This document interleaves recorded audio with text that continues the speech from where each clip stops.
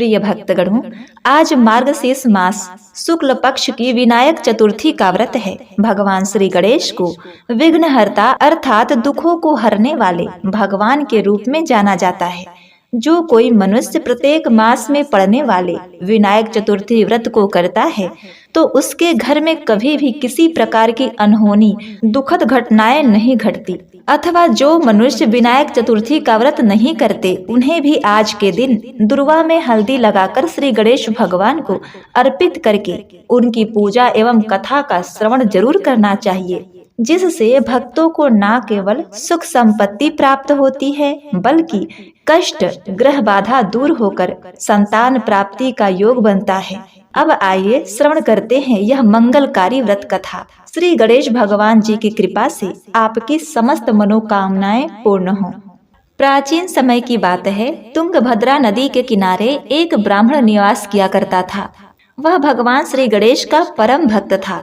वह भगवान श्री गणेश जी के मंदिर में उनकी बड़ी ही सेवा किया करता था तथा उसकी पत्नी उसकी इस बात से हमेशा चिढ़ा करती थी कि हर बात में वह पहले भगवान को लाता है।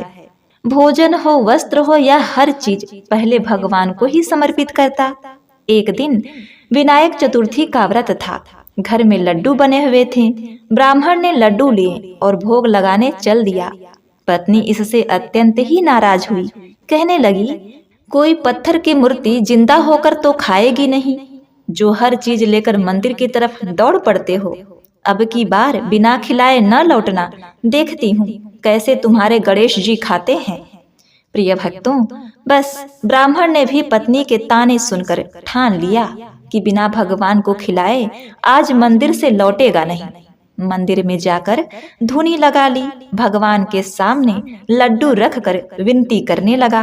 कहने लगा, हे लंबोदर, हे पार्वती नंदन, हे शंकर के लाल, आओ और लड्डू को खा लो। हे भगवान, सुना है कि तुम्हें लड्डू बड़े ही प्रिय है।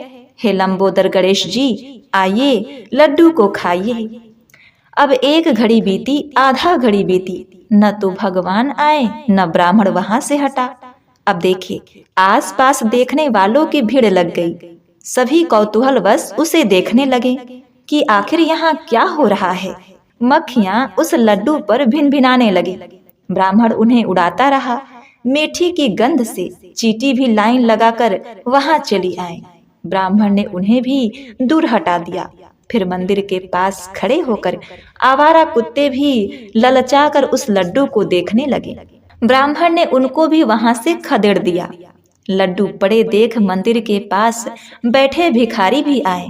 एक तो सीधे उस लड्डू को उठाने लगा तो ब्राह्मण ने उसे जोरदार थप्पड़ मार दिया और फिर उसे दूर भगा दिया। अब ऐसे करते करते शाम हो गई।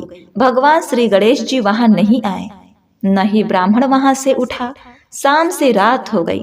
लोगों ने सोचा कि ब्राह्मण देवता लगता है कि पागल हो गए हैं, भगवान तो आने से रहे। धीरे धीरे सब घर चले गए। ब्राह्मण को भी गुस्सा आ गया। लड्डू उठाकर बाहर फेंक दिया। भिखारी, कुत्ते, चींटी, मक्खी तो दिन भर से इस घड़ी का इंतजार ही कर रही थी। सब उस पर टूट पड़े। उदास ब्राह्मण भगवान को कोसता हुआ घर लौटने लगा। वह सोचता रहा कि इतने सालों की सेवा बेकार हो गई, कोई फल नहीं मिला।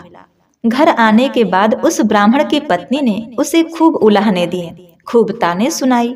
ब्राह्मण अपनी पत्नी के ताने सुनकर सो गया। रात को सपने में श्री गणेश भगवान आए और बोले, हे ब्राह्मण, तेरे लड्डू खाए थे मैंने, बहुत बढ़िया थे, लेकिन अगर सुबह ही खिलाते तो बहुत अच्छा होता। कितने रूप धरने पड़े तेरे लड्डू खाने के लिए, मक्खी, चींटी, कुत्ता, भिखारी, पर तूने हाथ नहीं धरने दिया। दिन भर इंतजार करना पड़ा। आखिर में लड्डू खाए, लेकिन जमीन से उठाकर खाने में थोड़ी मिट्टी लग गई थी। अच्छा तो ब्राह्मण, अगली बार खिलाना तो अच्छे से खिलाना। अब यह कहकर भगवान अंतर ध्यान हो गए। अब उसी वक्त ब्राह्मण की नींद खुल गई। उसे एहसास हो गया कि भगवान गणपति जी वहां आए थे लड्डू खाने के लिए। भगवान तो आए थे खाने के लिए, लेकिन उन्हें वह पहचान नहीं पाया। बस ऐसे ही कहते कहते वह रोने पीटने लगा। उसकी आवाज सुनकर उसकी पत्नी को भी इस बात का पता चला। तो वह भी बहुत दुखी हुई। फिर अगले दिन, जिस दिन पारना था, उस दिन उसने बड़े ही प्रेम से घी और बेसन डालकर लड्डू बनाए और अपने पति को दिया तथा कहा कि ले जाकर भगवान गणेश जी को खिलाइए और मेरे तरफ से भी क्षमा मांग लीजिएगा और हमारे लिए एक सुंदर से पुत्र को मांगिएगा। यह सुनकर ब्राह्मण बड़ा ही प्रसन्न हुआ। लड्डू को हाथ में लिए गणेश भगवान का नाम लेते हुए रास्ते में चल पड़ा। सबसे पहले उसे चींटी दिखाई दी, उसने चींटी को लड्डू दिया। कुत्ता दिखाई दिया, कुत्ते को भी लड्डू दिया। फिर इसी तरह अब जितने भी भिखारी साधु संत मिले सबको लड्डू देते देते अंत में वह मंदिर तक पहुंचा। सिर्फ एक ही लड्डू बचा हुआ था।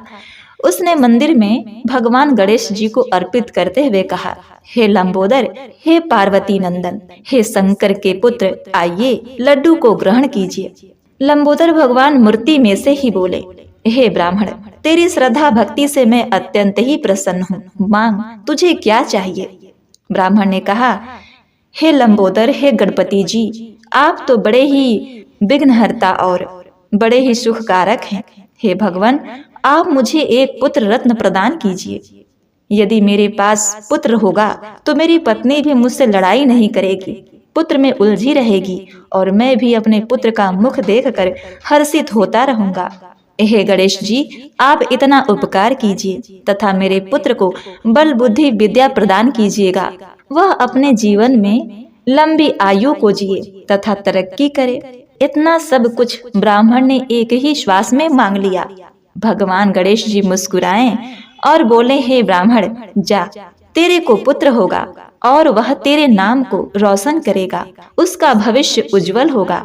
इस प्रकार से गणेश भगवान जी की कृपा से ब्राह्मण और ब्राह्मणी को संतान सुख की प्राप्ति हुई तथा उसके घर में सुख समृद्धि वैभव का भरमार हो गया और उसके घर की नित्य प्रति होने वाली कलह भी समाप्त हो गई। तो बोलिए श्री गजानन महाराज की जय हो। ओम नमः शिवाय।